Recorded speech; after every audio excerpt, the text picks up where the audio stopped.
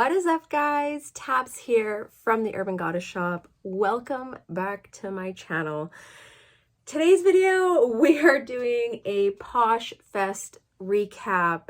I just don't even know where to start with this. We're gonna break down, what did they do? State of the Union and Hackathon. Those were the only two sessions that I tuned into.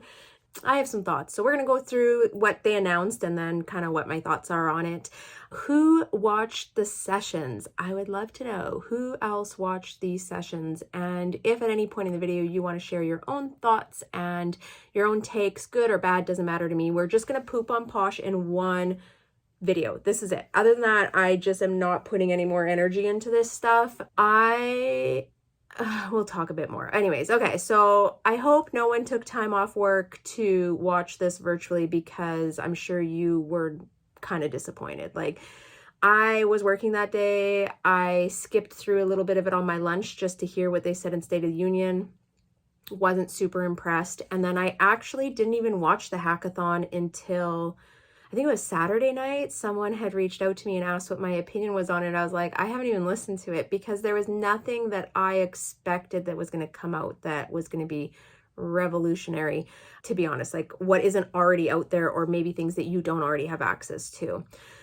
So I had pretty low expectations going into this POshfest, and I remember like year 1 and 2 where I was super excited. I actually spoke at one of the POshfests, one during the pandemic, and I was so excited to be a part of it because I think when you first start your journey as a reseller, you're looking for community, and that's something they try really hard to cultivate, I guess, is to provide community to people. So I fell into that trap where I was like, yeah, I'm in the community, I'm drinking the Kool-Aid, this is awesome. And I think after year 3, I was really, like last year's, I was really disappointed. I was like, really? That's like, this is what we came out with the whole year, and everyone's sending in requests and like what they would like to see. This is it. And I like this is just an opinion piece, guys. This is just my single opinion. And I want to state, I'm actually pretty neutral about Posh. Even though I'm going to like share some of my opinions on things, I'm actually pretty neutral on Posh now. I have detached emotions from the app. I did that probably last year at some point when things were just going all wonky and they really weren't being transparent with sellers. And I really felt like there was a facade almost for sellers. And I mean, it's nothing against them. I mean, they're an app, they own it, they can do whatever they want with it. But I felt like sometimes like I was being gaslit, and I didn't like how that felt. So for me, the easiest thing to do was to detach my emotions. How I look at it now is Poshmark is just an app that I sell on.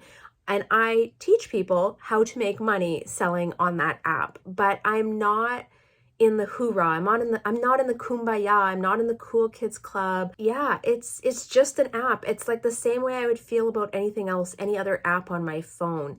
But I just have figured out how to make money selling on it. So obviously that's kind of where my content is based around. And I've really tried to stay away from being negative about it because in like the core of me, I don't lose sleep over it. I'm not like POshfest was coming over. It wasn't like something where I was like, oh, I'm so sad, I'm not there, I'm so jealous. Like, there was nothing. I was just like, cool, okay, well, let's just hear what they have to say. It doesn't really affect my business. Do you know what I'm saying? Like, whatever they're rolling out, some of it maybe, but like generally, I'm just gonna keep doing what I'm doing. Like, it doesn't, I don't know. I don't know how to explain it. I feel like if you know, you know. If you get it, you get it. If you resonate with this, you know what I'm saying, but it's kind of hard to articulate what goes on in my head with it, besides that I just don't really care anymore. And I'm sorry if you guys like come here wanting the gossip and the juice and stuff, but I just don't center my content around it anymore because I don't care. I don't know how to say it. I just don't care. I do think there are some points that we could talk about from POshfest, some new features that they're coming out with, and just general thoughts and things like that. So State of the Union, the big announcement was gift cards are coming out, which I think is kind of cool, but not really a big deal for me, like not something that I'm gonna go around telling everyone about. Literally every retail store that sells online has gift cards. So to me, that's just like a no-brainer that should have been there. They also talked about Posh Party Lives, which we'll talk a little bit later about. And to me, it was like rebranding the Sell Together. So I feel like everyone's already had access to sell together with other people, and they kind of just rebranded it and put it into their evening Posh parties. And now it's Posh Party Lives. I'm not a live seller, so I don't really care about this. It doesn't really affect me. Maybe if you're a live seller, this is something that's interesting, but like the person that reached out to me to ask if I watched Hackathon is a live seller, and they were underwhelmed about this. So like, I just don't think it's a big deal to people. I don't think people put a lot of weight into the posh parties that they do, these themed ones. I don't see a correlation to my sales to when they're having these posh parties. Like, I don't think it impacts my business. What else did I have here? Hackathon happened next, and I'm not gonna lie, I skipped through a ton of it, like doing the 10, 20, whatever second skip. There was lots of fluff talk as usual. I feel like there's always a lot of fluff talk. I mean, that's part of any conference or seminar, but it's like more fluff than content. And that's the part where I'm always like, oh, like give us some juice, like give us some stuff to help us in our reselling business. And I don't always feel like that's what happens there. I don't know. Whatever. Everyone has different degrees of what they're expecting to get out of POshfest. I know a lot of people go there for like the networking or to dress up and have a fun time. For me to go as a Canadian, it would cost me over $2,000 Canadian for my POshfest ticket, my flights, my hotel, and any other costs kind of related to that. And I think for $2,000, I could do some pretty fun things. Like we could just have a reseller getaway or a reseller retreat that would probably cost only $1,000, like half the price, and we could go to Mexico for a week. I don't feel like I need to go to San Diego or wherever POshfest is for 2 or 3 days. And yeah, I feel like I could, I just think there's so many better ways that I could personally spend my business money, but that is just me. Okay, so they started off the hackathon with, they read every single request, and this is what they came up with. And I'm going to insert a huge eye roll because I think there was just so many other things that people are talking about, but this is what they came up with. So I have 6 points. First was the Posh Party Live. Basically, you can share your items into posh parties, and these are those themed parties that typically happen in the evening or on weekends, and you may be selected to sell live in these parties. So I imagine now, if you, like, you know how you can host these parties? I feel like they kind of prey on people that are more newer sellers, but I have a feeling that if you were hosting that posh party, you would be hosting the Posh Party Live, and then you can approve maybe people to get in. Like, I don't know quite how it works. They may have explained it. I probably skimmed over it. I'm sorry if it's something that you're interested in. You're probably just going to have to check out the hackathon, okay? So that's my summary on it. Number 2, host summary report, which I literally laughed out loud when I saw this. It is a direct copy and paste from POSH SIDEKICK. So if you have been using automated silent shows through POSH SIDEKICK, you've had access to this exact feature for months. And Posh just copy and pasted it for everyone else now, which is really cool. Like, I got no hard feelings, but I just think, why is everything copied from someone else? Like the whole selling, the live selling on Poshmark, they even took terms that Whatnot was using and used it into their app. Like, come up with something new. Yeah, anyway, so that's a cool feature. If you haven't had access to it, congratulations, now you have access to it, and you have to be a live seller to see any use out of that feature, but it does give you some data on your live show.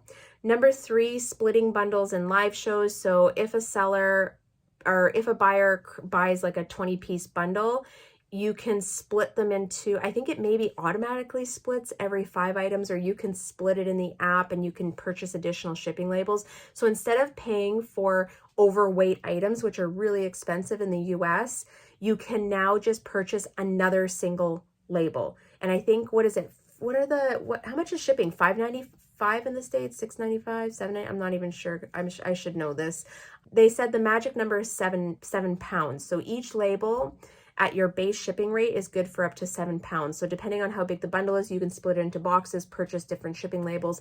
My understanding, sellers still pays for this. They're just giving you maybe a better rate at overweight bundles. That's my understanding of this. I do think that that's a good feature. I just can't believe that people were paying like $22 to get more weight on their shipping label, because in Canada, it's just like it goes up by $1, $2. Like it's such a small amount here in Canada. Number 4, closet redesign.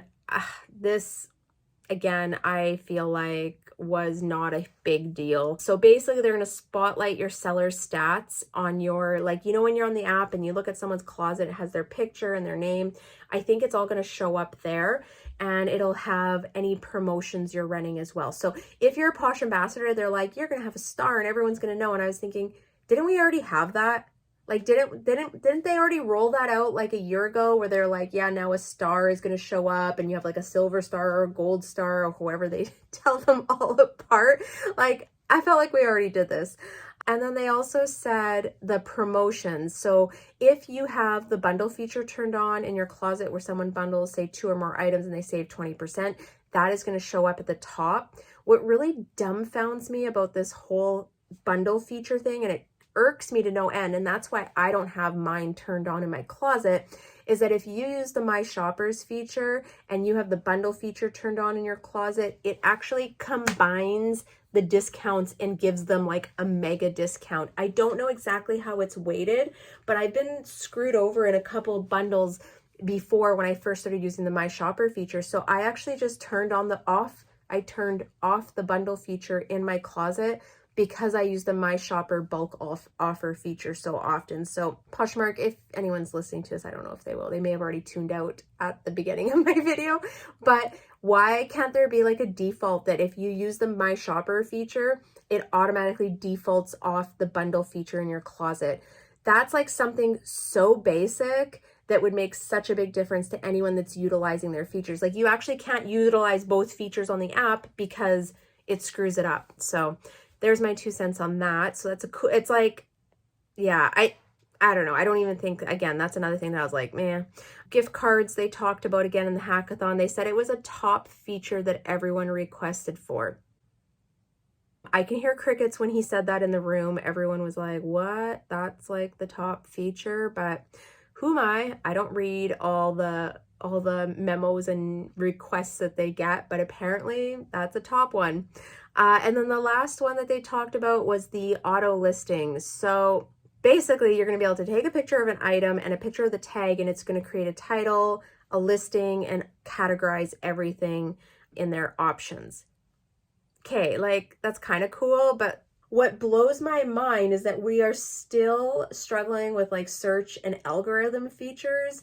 And now we're throwing in this AI thing. I don't know who's using Posh Lens or how much it's utilized by buyers, but I know everything is going to AI. I just don't feel confident in this feature as well. And that's just, again, this is just a personal opinion. This is from selling 3.5 years on the app and just seeing everything that gets rolled out.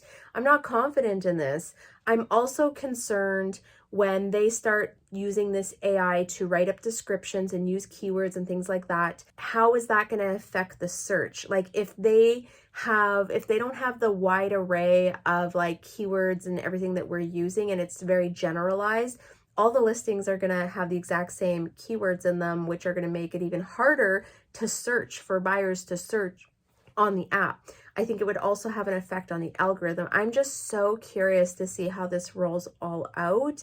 And no one has access. This is something that's going to be rolling out in the future. But yeah, just something I'm like, okay, this could be a good thing, but if we don't fix the fundamental problems on the app or on the platform, this is just going to be another like spiral out. So I don't know how I feel about it. I have really, really mixed feelings on this.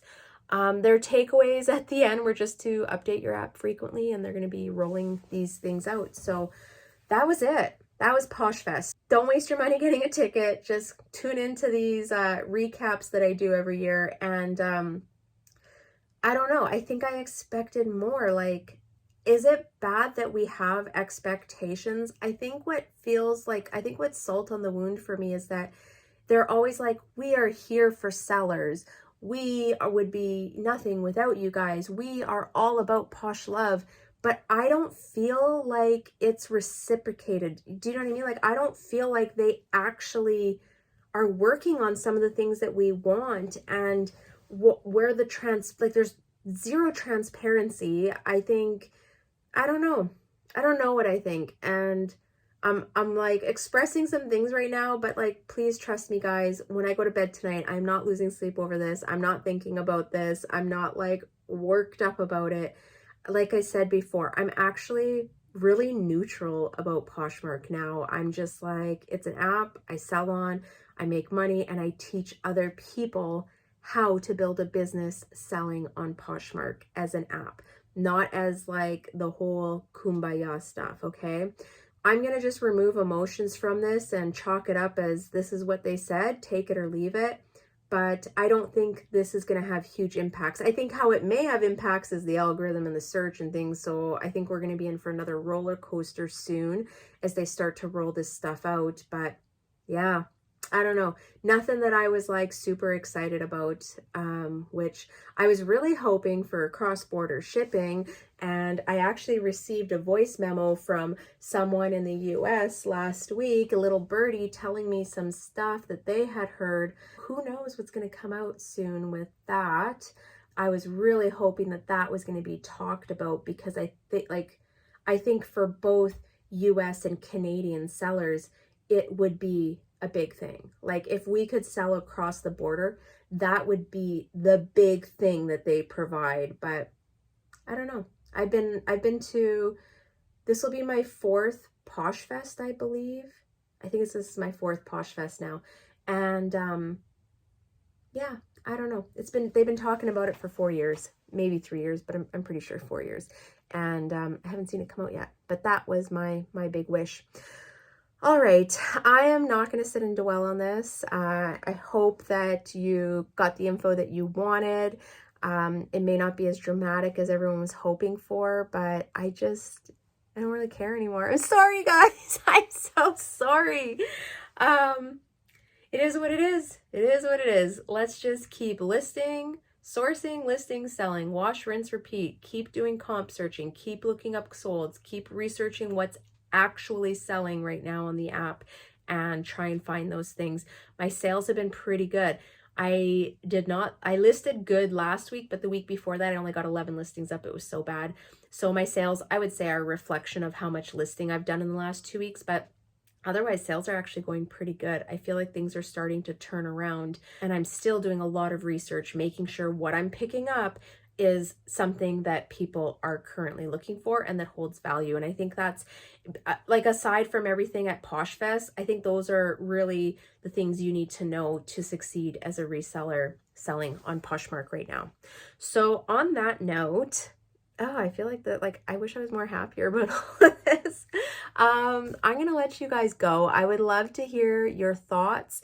If you watched it, what are your takeaways from some of these points? What are your thoughts? Maybe you have a different point of view, and I'm totally cool with that. Like, I'd love to hear other people's opinions. Maybe I'm sitting in this little box and I'm not thinking outside of it because some of these things maybe don't directly affect me, but I would love to hear your thoughts on it.